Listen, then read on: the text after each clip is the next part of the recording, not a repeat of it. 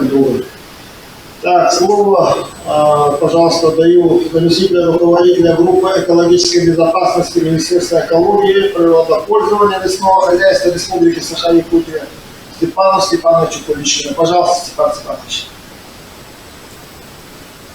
Спасибо.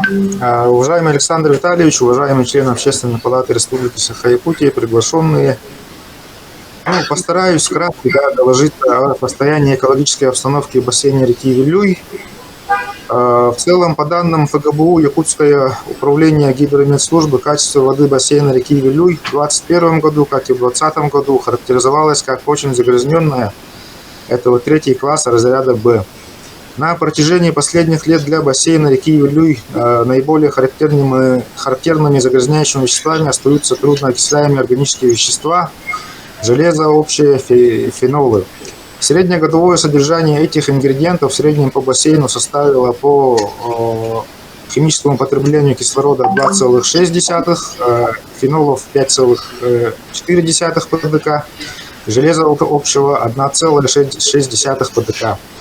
Максимальная концентрация органических веществ составила 5,7 ПДК и фиксировалась в реке Отчугуй-Батубуя. Фенолов достигало 19 ПДК и отмечалось в реке Марха у села Малыкай. Железо общего 8,7 ПДК регистрировалось в реке Вилюй в черте города Вилюйска. Фиксировались также случаи отклонения от нормальных требований по содержанию в воде легко окисляемых органических веществ, азота аммонийного, цинка, нефтепродуктов, азота нитритного. Их среднегодовые концентрации не превышали критерии ПДК. В рамках республиканской системы экологического мониторинга контроль за состоянием природных сред бассейна реки Вилюй ежегодно осуществляется согласно утвержденному плану на территории 6 районов и на 173 пунктах наблюдения. Лабораторный контроль качества водных объектов проводится у 24 населенных пунктов на 32 водных объектах и в зоне влияния канализационно-очистных станций. На особом контроле территории в зоне воздействия промышленных объектов это горно-обогатительные комбинаты на реках Ирелях, Соксолок, Долбын, Марха, в том числе хвостохранилища, накопители минерализованных вод на ручье Тымтайдах и полигоны захоронения дренажных рассолов. Лабораторные исследования также проводятся внепланово в рамках экспертного сопровождения Госэконадзора по обращениям граждан и муниципальных образований. Непосредственно на реке Вилюй на территории 6 районов действуют 20 пунктов наблюдения. За первое полугодие 2022 года отобрано и исследовано 102 пробы воды, это реки Вилюй. В аналогичном периоде 2021 года 118 проб. В 2022 году реализуются расширенные мониторинговые исследования во исполнении перечня персональных поручений главы членам правительства республики на 2022 год. Это вот по обеспечению мониторинга экологического состояния населенных пунктов республики, в которых проживает более 200 человек. Согласно ведомственного приказа Министерства экологии утвержден перечень пунктов экологического мониторинга водных объектов по 106 населенным пунктам Вилюйского куста Улусов, запланирован отбор и химико-аналитическое исследование 250 проб. На 1 августа план за первое полугодие июль месяц по отбору проб в рамках персонального поручения главы исполнен. Исследованы пробы рек Вилюй, Марха, Ирелях, Тасюрях, Кемпиндай, Барыкан, Кютян и другие, а также свыше 50 озер на территории 6 улусов. Результаты исследований, проведенных в первом полугодии, направлены в муниципальное образование, территориальные комитеты и инспекции, представлены на официальном сайте Министерства экологии и на открытом веб-портале «Экологический паспорт Республики». Окончательные результаты исследований в рамках республиканского экологического мониторинга за 2022 год будут направлены в муниципальное образование в декабре текущего года, а также будут размещены в государственном докладе об охране и состоянии окружающей среды республики за 2022 год. Основной причиной загрязнения поверхностных вод на территории Алмазной провинции является сброс в водоеме отработанных стоков от промышленных компаний, неочищенных сточных вод городских и сельских поселений, жилищно-коммунального хозяйства, в меньшей степени от предприятий энергетики. Также вот влияет отсутствие организации зон санитарной охраны, отсутствие комплекса канализационно-очистных сооружений. В целом вода реки Вилюй характеризуется малой минерализацией, нейтральной реакцией, вода мягкая, высокой цветности. Кислородный режим воды во все периоды наблюдения является удовлетворительным. Характерными загрязняющими веществами воды реки Вилюй являются трудноокисляемые органические вещества по химическому употреблению кислорода, ионы железа, медь и фенолы. Реже фиксируется превышение по содержанию цинка, нефтепродуктов и ионов аммония. При этом максимальные концентрации веществ, превышающие рыбохозяйственный норматив, традиционно фиксируются возле города Вилюйска в начале марта. А тут железо превышает ПДК до 7,7 раза, а ПДК фосфит 2,6 раза. Меди до 6,2 раза, марганца в 12,9 раза. Но если смотреть по ПДК фосфит, тут превышение 1,3 раза. На остальных пунктах наблюдения превышение рыбохозяйственных нормативов составляет по содержанию железа это в среднем 1,5 раза, меди от 3 до 6,5 раза, цинка в среднем в 1,7 раза, алюминия от 1,5 до 2,6 раза. Средние концентрации взвешенных веществ в воде реки Вилюй. Все, регламент. У меня вопрос к вам. Вот вы сказали, что есть превышение. Рассчитан ли ущерб и оштрафован ли тот, кто загрязнил реку? Ну, в целом, я вот в докладе своем упомянул в целом по мониторингу, да. То есть данные мониторинга в целом, они как бы соответствуют среднемноголетним наблюдениям. А вот в части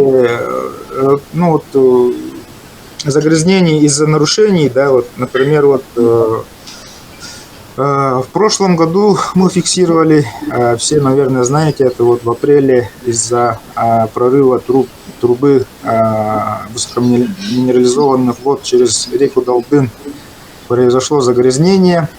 Там, конечно, сейчас вот вам представлю. Помним. Более того, мы там, короче, принимали участие наши инспектора, там первичные материалы мы собирали, но к административной ответственности Алросу привлекал управление Росприроднадзора. То есть, если они тут у нас присутствуют, они могут более подробно рассказать.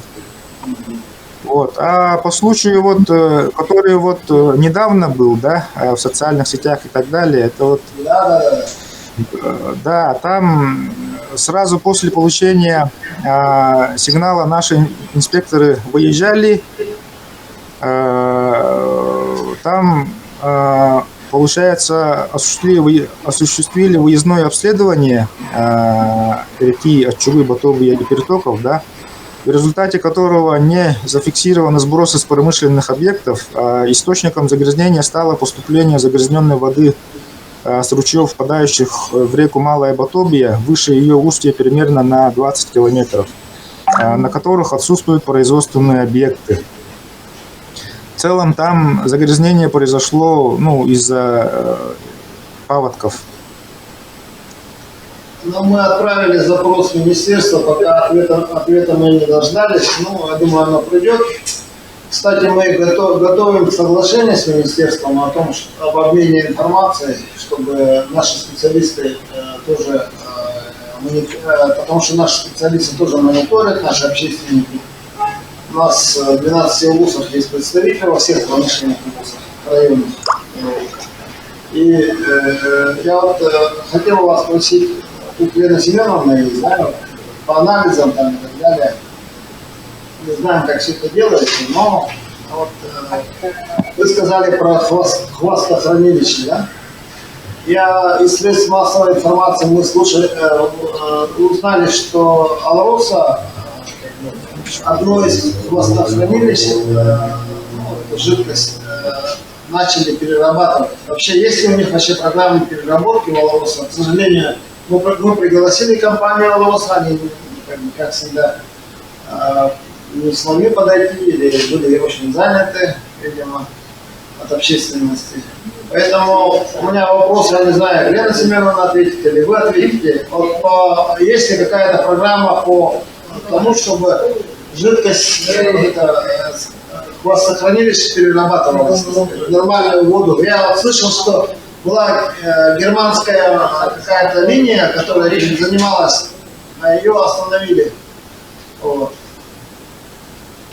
Так, Стас Павлович. Да, ну, скажу следующим образом, да, по действующему законодательству, вот, действующие хвостохранилища, получается, вот Алросы и так далее, они вот обязаны будут ликвидировать и рекультивировать. А у нас проблема имеется по бесхозным хвостохранилищам, да.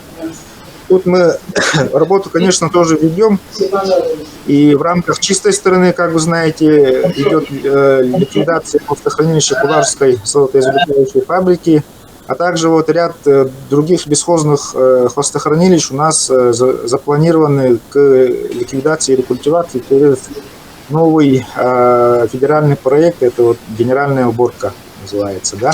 Ну, мы в курсе, но вопросы, что там? Ну, по Алроса... Которые стоят у них на балансе. И, кстати, одно хвостохранилище, по-моему, там в Древнем архиве якобы бесхозное есть, да? Это не Алроса, а Алроса Мирба, это бывшая, да? Пожалуйста, ответьте. Лена Семеновна, у вас есть информация по данному хвостохранилищу? Добрый день, коллеги. Ну, бесхозных хвостохранилищ на реке Марха мы не знаем. Они все ведомственные. И в этом году Алросы начинают работы по, как они говорят, ликвидации Октябрьского полигона захоронения рассолов. Это Удачницкий ГОК, это рассолы Удачинской трубки. Полигон этот, ну вы знаете, устанавливаются скважины, 160 метров глубиной были на Октябрьском полигоне, и в них на протяжении 10 лет с Удачинской трубки закачивали рассолы. Это были достаточно высокие горизонты, то есть минерализация была не такая сильная, там где-то порядка 80-120 грамм на литр. Сейчас у них рассолы более 400 грамм на литр, потому что это уже более низкие горизонты. И вот этот Октябрьский полигон, на котором 10 миллионов кубов захоронено, они сейчас планируют закрыть полностью, затампонировать скважины и надеются, что вот в мерзлоте вот эти 10 миллионов кубов, они у них будут закрыты, выходить на поверхность не будут. Возможно, об этом была речь, что вот ликвидация хвостохранилищ. Ну, знаете, я тоже немножко занимаюсь водой подземной. Знаю, что вода вся взаимосвязана, скажем так, под землей. Этот, не знаю, этот, видимо, метод принятый, общепринятый, но я думаю, что и общественности, и вообще министерству, может быть, надо было поставить вопрос перед Алросой, что все-таки у них была программа утилизации воды. А то у нас, что смеяться-то, каждый год с шахт хвостохранилища вода выливается, а она на одном уровне. И, соответственно, каждый год мы видим, что на реке Марха, на реке Вилюй откуда-то с неба появляется грязная вода и загрязняется река. Этот вопрос надо, я думаю,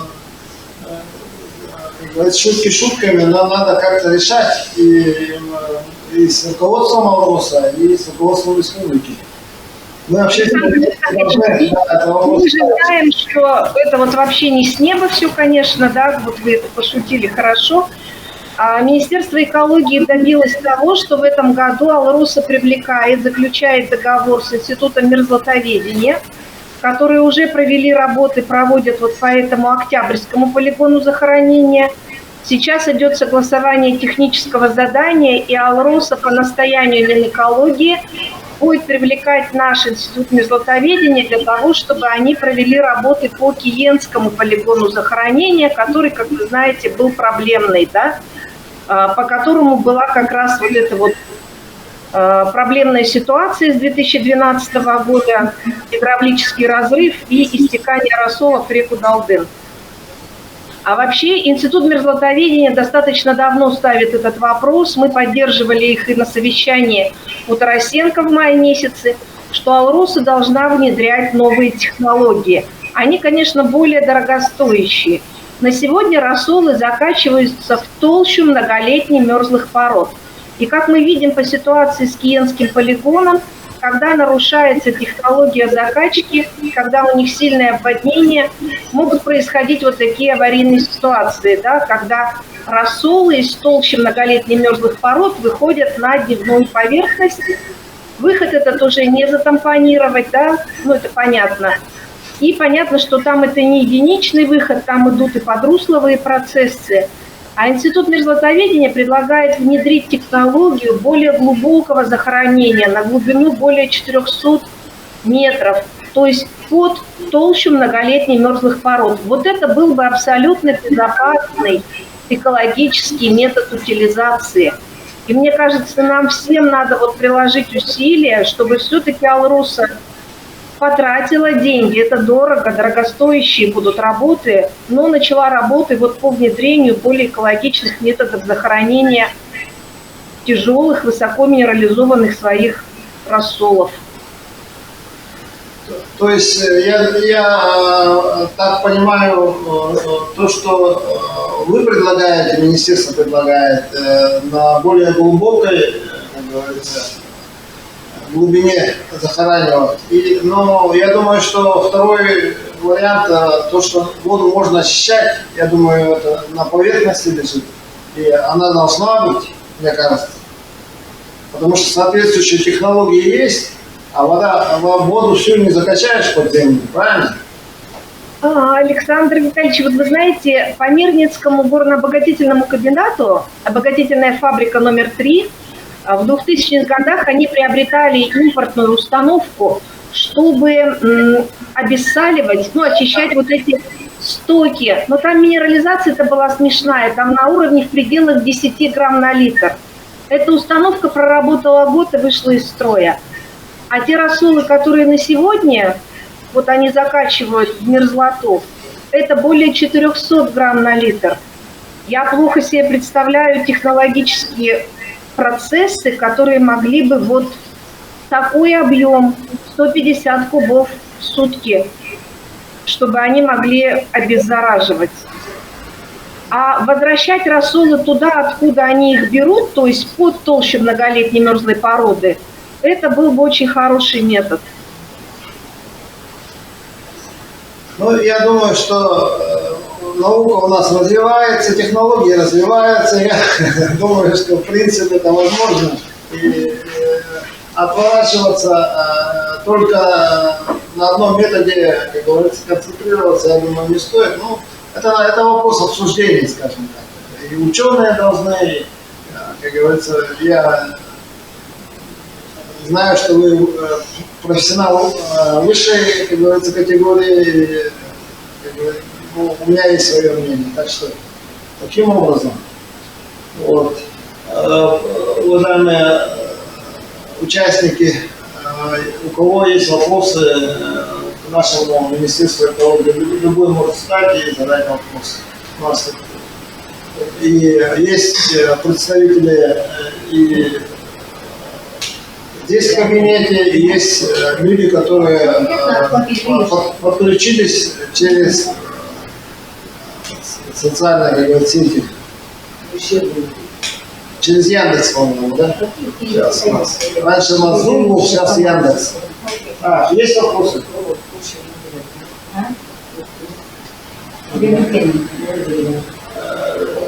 Любовь Даниловна, у вас вопросы есть? Иван Семенович. Степан Степанович, один перерыв. Да, пожалуйста. Анна Кирилловна, ветеран экологии. Степан Степанович, вопрос, пожалуйста. Вот сюда, пожалуйста, уходите, они видели вас.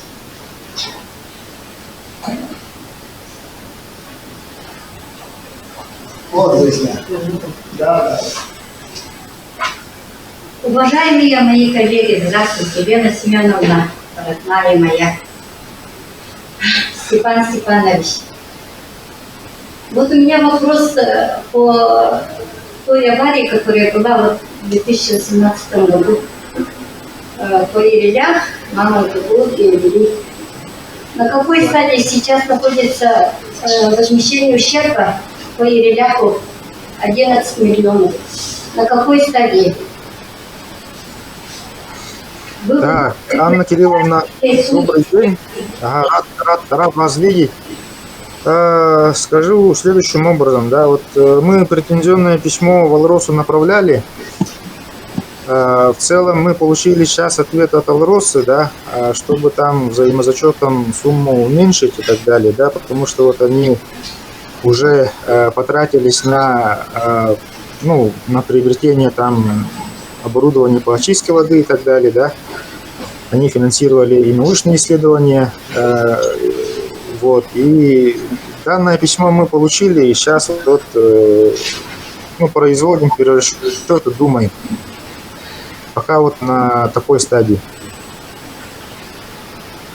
А вот мы в этом году встречались с Перфильевым, Степановой Верой Николаевной и с работниками, да? Они нам сказали, что они собираются судиться по 11 миллионов, и что собирают документы для этого. Вы хотите... Да, вот сейчас я говорю, вот производятся вот перерасчеты, там документы готовим. Если что, будем судиться, да, конечно. Понятно. А по другим водным объектам вы можете ответить? Да, конечно. Степан Степанович. По каким водным объектам? Так, в частности, сидящие здесь некоторые не знают, я немножко освещу, да, нашу работу. Мы с Министерства экологии запросили, сделали запрос, информацию за 2017-2020 года по водным объектам, то есть какие водные объекты были загрязнены, нарушители в полной мере наказаны или нет. Нам они очень хорошо отвечали, но в последнее время, последний ответ у них, неполный. То есть они ответили нам, в каких улусах было загрязнение, да, по золотарям, и какие в количественном виде, какие штрафы были предъявлены, взысканы. И ущербы там 2 или 3 ущерба. И вот у меня вопрос, да, в следующий раз, если мы сделаем запрос, можем ли мы знать, какие водные объекты были загрязнены, в каких районах? Вы такую информацию нам можете дать? Так, ваш запрос я видел. Сейчас вот специалисты готовят ответ официальный, да. Думаю, что все исчерпывающие ответы дадим. Сейчас в работе находится. Но я думаю, что вы нам полный ответ дадите. Мнение мое такое, что из-за того, что... Я вам прямо скажу, да, в глаза. Из-за того, что в последнее время работа Департамента экологической безопасности по возмещению ущерба, она снизилась несколько раз. Если сравнивать 2017, 18, 20 года, да, там идет снижение по возмещению ущерба. А в 2020 году вообще нулевые показатели были. Вообще не возместили ущерб.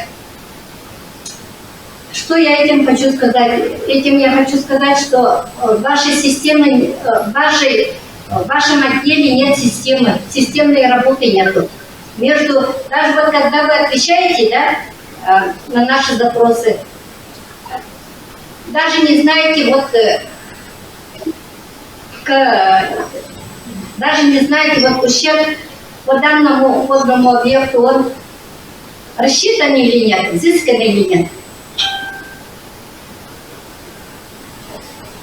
По Алроса тоже, когда отвечали, тоже было видно по ответу, что нет системной работы. Об этом я, когда с Перфильевым мы встречались, вашему отделу об этом сказала. Так, и последнее. Скажите, пожалуйста, в Майском районе золотодобывающие предприятия есть же, да? Их много. Они нарушают или нет? Нарушения вы за последние хотя бы 5 лет выявили или нет в Усмайском районе? Да, мы каждое лето туда выезжаем, да, с профилактическими мероприятиями, с выездной проверкой и так далее. И, конечно же, если брать за последние 5 лет, то, конечно, там нарушения были, они привлекались. Но сейчас у меня кто сколько раз привлекался, информации нету, к сожалению. А так, да, мы по золотодобытчикам Усмайского района постоянно работаем. Каждое лето туда выезжаем. И если виновные находятся, то мы их привлекаем к ответственности. Так, на этот вопрос я отвечу конкретно. В 2015 году по Усмае 3 предприятия, это ООО «Заря М+», Золотонытчаны, Бриндакит, они были оштрафованы, был рассчитан ущерб 28 591 тысяча. Они все были согласованы и вовремя были оплачены. После этого мы же у вас запрашивали эти данные. В этих данных вообще в Усмайском районе то, что вы выявили, и то, что вы оштрафовали, и то, что вы рассчитали ущерб, и что-то вы взыскали, вообще нету. Нету у вас этого. Выявленных нарушений по Усмае нету, точно. Теперь буквально вчера нам позвонил наш общественный наш общественник в Усмайском районе, и он, значит, очень возмущен состоянием артели Дражник. Этот житель, он написал письмо в управление Росприроднадзора, написал в прокуратуру, Якутскую прокуратуру и Министерство экологии. Он жалуется на то, что раньше там было шоу, и с 2021 года грунт с этого участка начали вывозить на промприбор, и ямы со ртути с содержащими шлихами были скрыты. Грунт промыт, вода попадала в котлован, а затем в реку Аллахью. А также он говорит о животных, которые были отстреляны. Медвежата и медведи. Они были отстреляны, но этим никто не занимался. Он снял на видео. После того, как он обратился в инспекцию Усмайскую, через некоторое время золотари это все убрали, спрятали, закопали в яму. Дальше. Минэкология, на его заявление Минэкологии направила информацию о том, что произведен демонтаж и вывоз промприбора с участка бывшего ШОУ. А в части вырубки лесов и отстрела медведей ответ отсутствует. Поэтому он не удовлетворен полностью ответом. Дальше управлением Росприроднадзора направил ответ заявителю о том, что в 2021 году была проведена плановая выездная проверка, по результатам которого они были возбуждены, рассмотрены по 10 статьям по АПП, а также выдано предписание об устранении нарушений. Якутск А не защищать там каких-то недропользователей там, и так далее.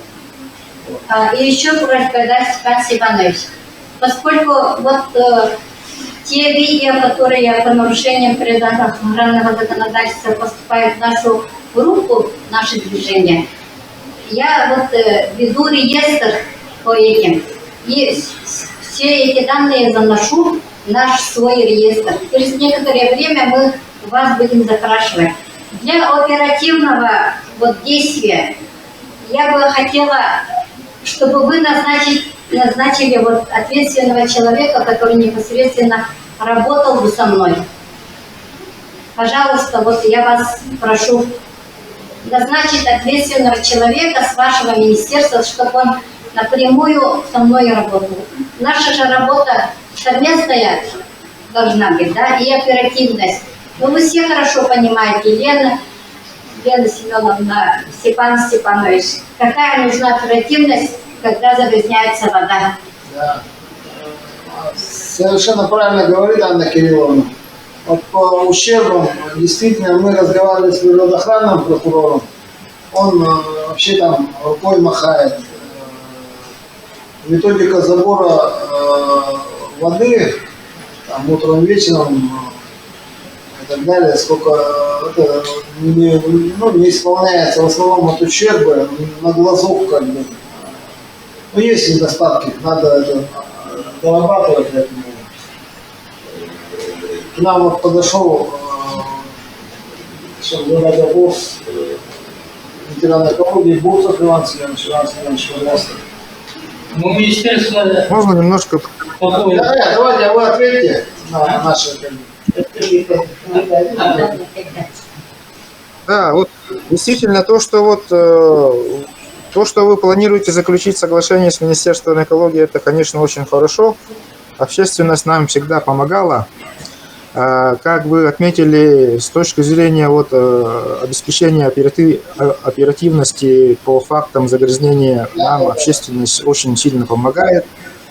Поэтому, да, мы только приветствуем заключение соглашения, а также вот, оперативный обмен данными, да, между министерством и между вот, вашим движением, да.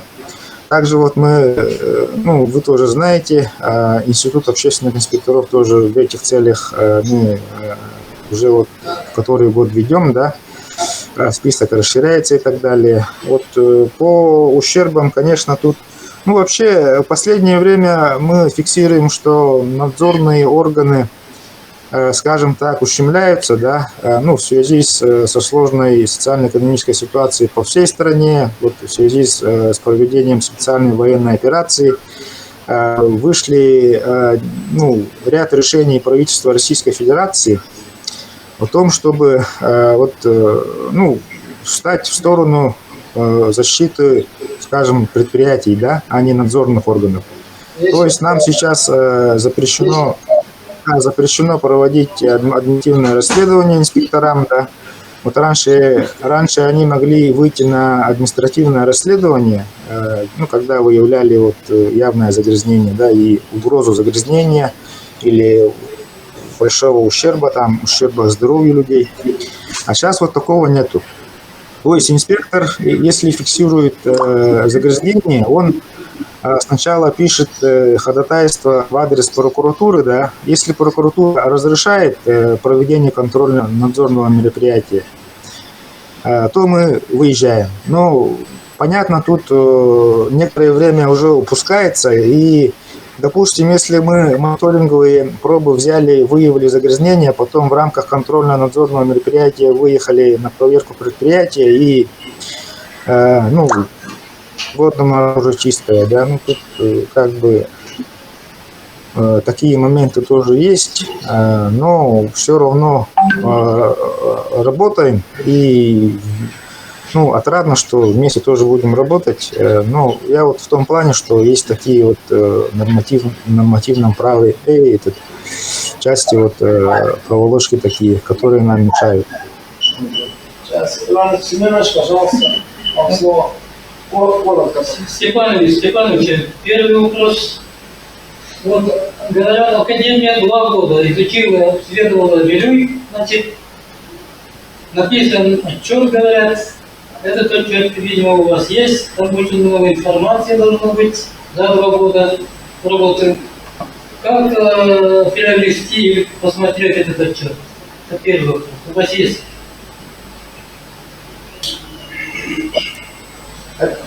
Да, действительно, итоги научной работы, они как бы предоставлены правительству Российской Федерации, Республики Саха-Якутия.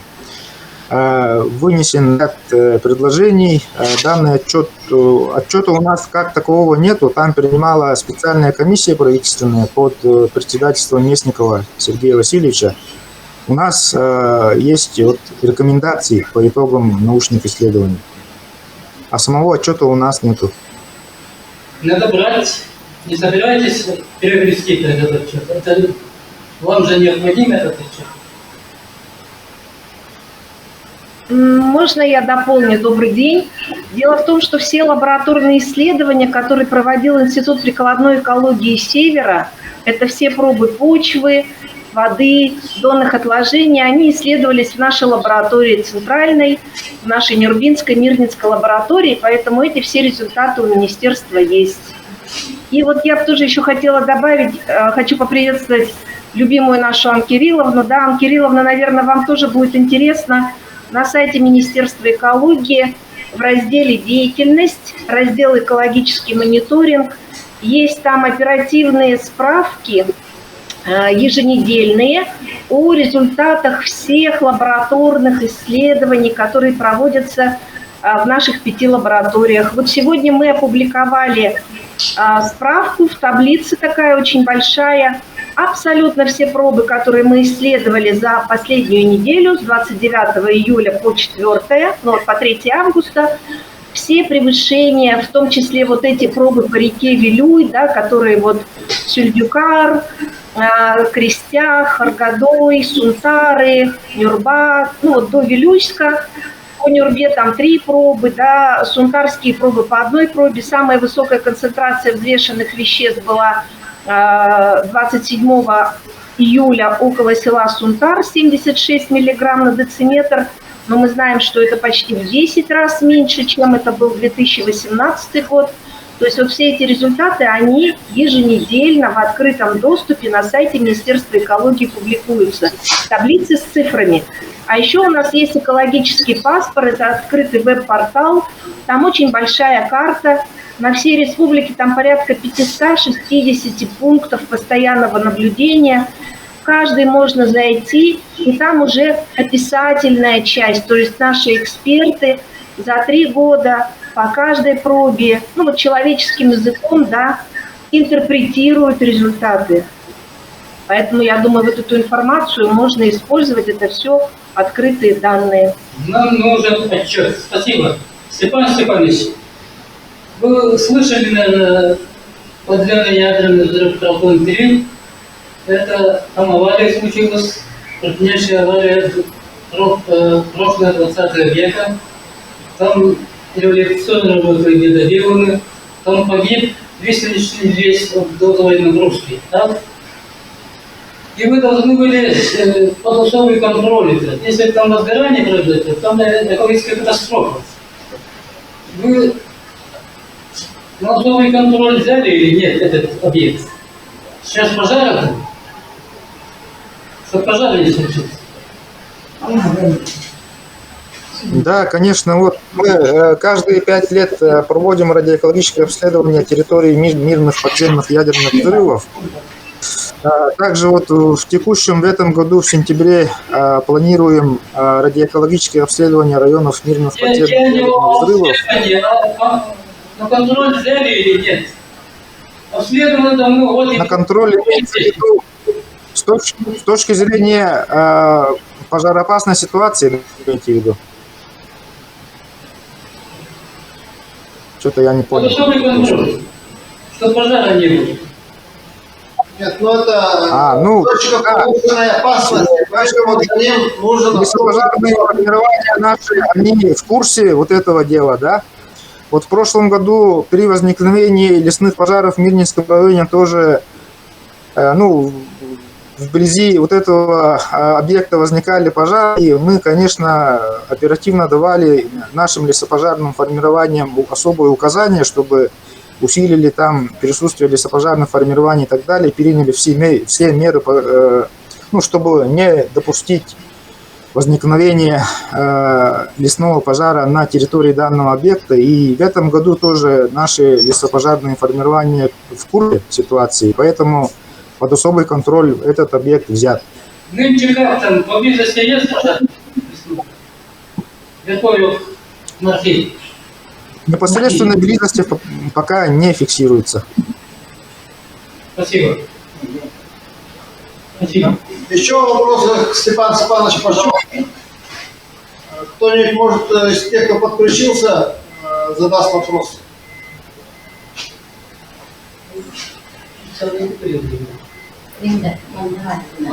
Так, ладно, спасибо. Ага, Степан Степанович. Можно, да? Можно? Да, конечно. Представьтесь, пожалуйста. Киселева, Нерюнгринский район. Общественный инспектор, член движения. Степан Степанович, скажите, пожалуйста, вот вы так хорошо сказали, что вы там по Вилюйским, по Ленинским ездили, да, то есть посещали, были. А когда последний раз были в Южной Якутии, в частности, Эльгинское месторождение?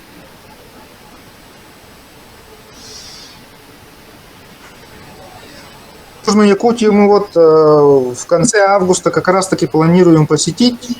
Мы в прошлых годах тоже были. Ну, когда вот предыдущий последний раз были?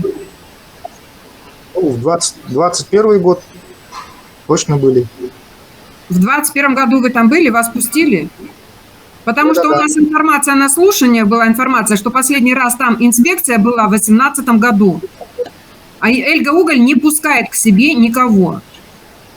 Они просто не пускают. И что там происходит, что там творится, это вообще жесть. По-другому не скажешь.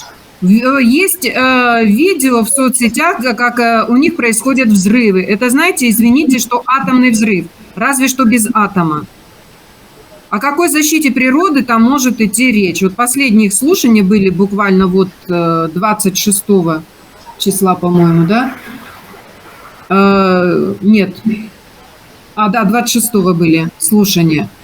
Так там слов нету просто, честно говоря. Вот. Теперь, значит, еще и... Сейчас, минуточку, как... Лена Семеновна, у меня, вот вы по захоронению на 400 метров, да, говорите, что это хорошо, это эффективно и все. Не спорю, возможно, но у меня возникает вопрос. С учетом того, что как тает вечная мерзлота на сегодня, уже на сегодня, да, то есть все озабочены, весь мир озабочен таянием вечной мерзлоты, то лет через 10, я так думаю, это будет далеко не 400 метров. Поэтому я тоже согласна с Александром Витальевичем, что это не выход из ситуации, что закачивать в вечную мерзлоту туда на 400 метров и что все. Да, нужно какие-то меры предпринимать к нейтрализации всего этого, потому что существует еще масса подземных вод, и что где-то там и может и просочиться, и выйти на поверхность, а там будут гадать. Где-то выйдет далеко за пределами и гадать, от чего и откуда. Поэтому я согласна, что на сегодня 21 век, что это не выход из ситуации закачать вечную мерзлоту. Учитывая степень таяния вечной мерзлоты, быстроту всего этого и какое обилие промышленников, которые на сегодня уже имеется в республике, на территории республики, плюс к тому, что еще у нас Роснедра раздают эти лицензии вот прям в легкую, не считаясь ни с чем. Ни с территориями, ни с чем. У нас вот опять в Ингрии возник вопрос и проблема о том, что дали участок лицензии вплоть до того, что место захоронения национальное, не говоря уже об обрядовой, как она там, поляна, обрядовая поляна попала в лицензию на подразработку. Поэтому здесь я считаю, что здесь нужно как-то, что действительно не закачку, а на сегодня заставлять, есть новые разработки, пусть разрабатывают, пусть поработала, год из строя вышла, но почему-то же вышла из строя, устранить неполадки и дальше работать. Сейчас можно уже из разработки увеличить объемы. У нас в Якутии очень хорошие ученые, очень мощные. Прям по всей России уже знают. Буквально сегодня мне вот прилетело с другой части России, что у вас в Якутии такие. Вот. Поэтому подумайте, пожалуйста, здесь. У меня к вам еще есть одна просьба, предложение, это даже и к движению к нашему, что когда едут инспектора и берут пробы, если присутствует при этом общественник, чтобы общественник тоже расписывался на метке по пробе. Я объясню, в чем причина. Значит, я все время, сколько здесь нахожусь в общественных инспекторах, все время слышу такое, что сложно доставить, приходится самим решать вопрос, как доставить пробы и все. Последний случай, когда мы взяли на Титан Автотрейд 29 мая, мы взяли пробы, и они попали в лабораторию в Алдане только через 3 дня. Ну, сами понимаете, что через 3 дня это уже другой анализ, не настолько скрупулезный, не настолько подробный. Через 3 дня какой бы он мог быть, допустим, первые же те самые сутки. И когда заседание межведомственной комиссии было, я узнаю, что, оказывается, можно и за 4 часа в Алдан доставить.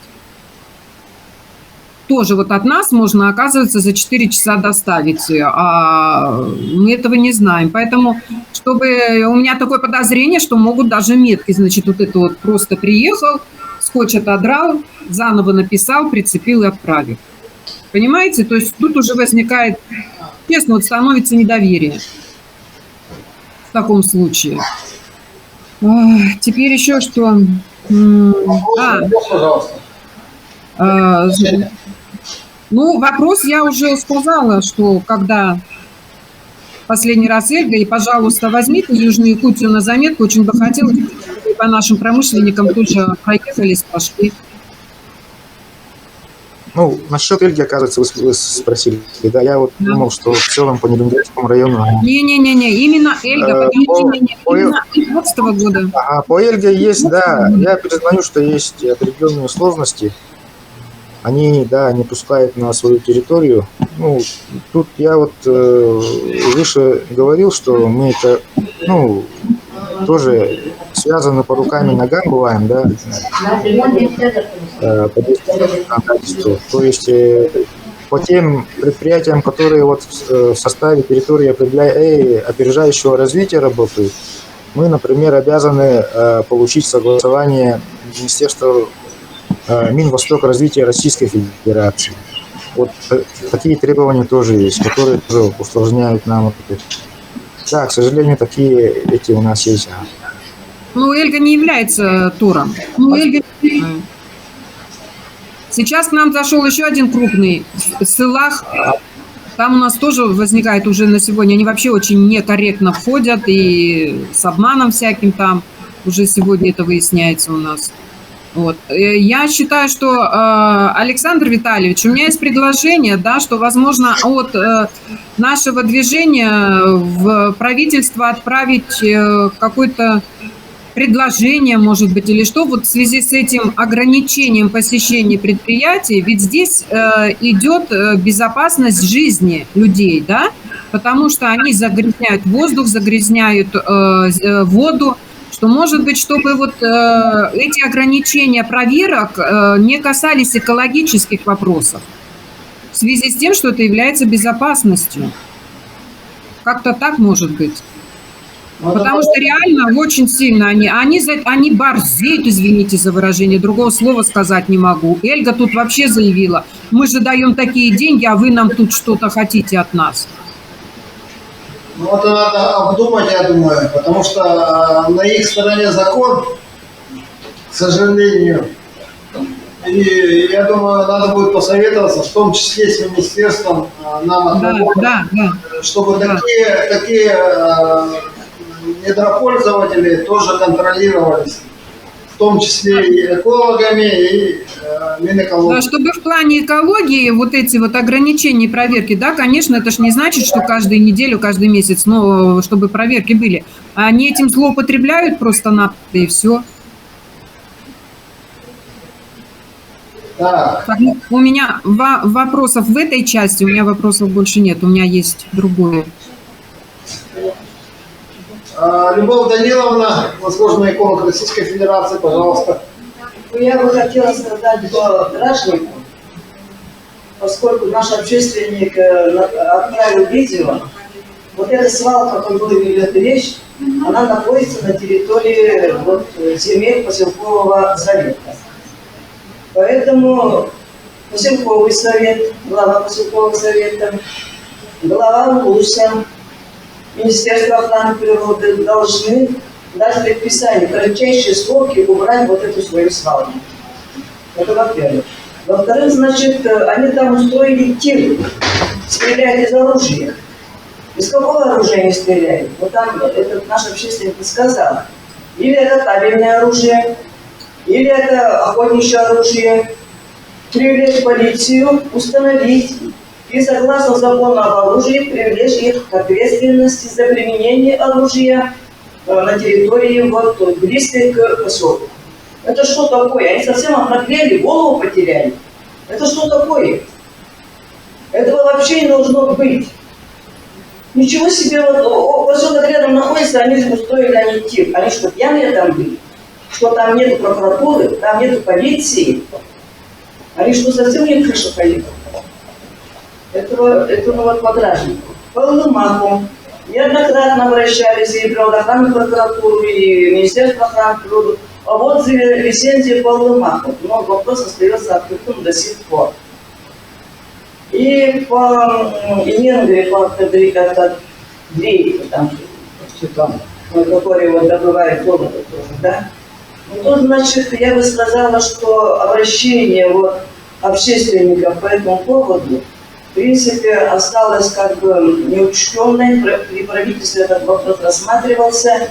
Но, тем не менее, дали срок, значит, работать до 1 января будущего года для того, чтобы они устранили свои как бы недостатки. Но дело в том, что данное обращение и общественности, и контролирующих органов было направлено как-то не по адресу. Там уже написано, что загрязнение идет этой скважины, с которой, значит, пьют воду жители Янгры. Тут надо было привлечь, значит, рыбносвод для того, чтобы делали, посчитали ущерб рыбным запасам самой реки Янгры. Тогда наверняка было бы более вещественно, более доказательно и более, значит, как бы это нормально, потому что этот полпуски, который впадает в Янгры, это, конечно, доказать, что он загрязняет скважину, подземный путь, это очень трудно. А вот доказать, что они наносят ущерб рыбным запасам, это было бы проще. Вот это надо министерству это учесть. И по общественным инспекторам, я, насколько знаю, значит, более 400 членов общественных инспекторов. Тут вопрос остается недоработанным. Значит, есть положение в общественных инспекторах. И, значит, надо принять в законодательном порядке как права и обязанности общественных инспекторов Республики Саха-Якутия по экологии. Дело в том, что по дружинникам МВД принят такой закон Республики Саха-Якутия. Им дали права и полномочия, в общем-то, довольно-таки широкие расписаны. И хотелось бы по общественным организациям, я неоднократно обращаюсь к этому поводу Министерства охраны природы, и Сахамин Миланович обращалась, и Бефилева обращалась по поводу возрождения общества охраны природы. Дело в том, что это единственная организация, признанная федеральным значит, правительстве, через которого можно, значит, поощрить общественников, инспекторов охраны природы, общественных инспекторов охраны природы, как, значит, ветеранов труда федерального значения. Вот мы их делаем общественными инспекторами, но не даем никаких преференций, а люди ведь должны за что-то работать. Мы деньги не платим, мы как-то не поощряем. Но если бы люди знали, что их могут через общество охраны природы представить как ветеранов труда федерального значения, для них было для этого очень большое облегчение. То, что вот сейчас, значит, замминистра Яшев занимается общественными инспекторами, на сегодняшний день недостаточно. Поэтому вот прошу обратить внимание на этот вопрос, усилить работу общественных инспекторов, выдать им наконец-то блямбы металлические, чтобы когда они выезжали на проверки, удостоверения, для того, чтобы они были как-то вот привлечены к этому делу. И нашим инспекторам, государственным инспекторам, когда они выезжают на проверки, обязательно привлекать общественных инспекторов для того, чтобы, значит, они были в курсе, они принимали участие в этом. А не игнорировать и бежать от них, и вот как вот в Усманском районе, вот наш общественный говорит, их не берут на проверки. Это что такое? Мы же должны их привлекать, поощрять и все время держать с ними конкретную связь, только тогда работа двинется. Мне хотелось бы отметить, что действительно последние годы то, что социальные сети сильно продвинулись, и только из социальных сетей природоохранные органы иногда узнают о тех нарушениях, которые происходят. Мы далеко не будем ходить. Наш президент Путин узнал о том, что творится на Норнике, через социальные сети узнал, что и сделал очень большое замечание по этому поводу. И вот Министерство природоохраны, вот эти вот, которые идут через нас, идут через общественных инспекторов, через социальные сети, всегда быть Кичуку как бы, да. Мне хотелось бы коллегам, общественникам тоже сказать замечание, потому что единственное, что мы делаем, это мы как бы собираем информацию и отправляем в Министерство охраны вот для того, чтобы они принимали. Но давайте сделаем так, чтобы и мы непосредственно принимали какие-то меры для того, чтобы вот эти вот нарушения стали меньше. И вот я на нашей встрече, значит, министр Юлия говорила о том, чтобы изучили опыт, значит, Камчатки, нашего Солодова, о том, что вот они там запретили разработку рассыпного месторождения золота на неарестующих речках Камчатки. Но почему мы не можем этот опыт применить в республике? Наверняка можем, наверное, время-то уже идет. Съездить туда, посмотреть туда, законодательно закрепить, и вот этот вопрос уже начинает наступать. Но Любовь Даниловна все четко обрисовала. Я думаю, механизм работы министерства, да и общественников тоже надо усиливать, улучшать. И думаю, и соглашение тоже наше это не помешает.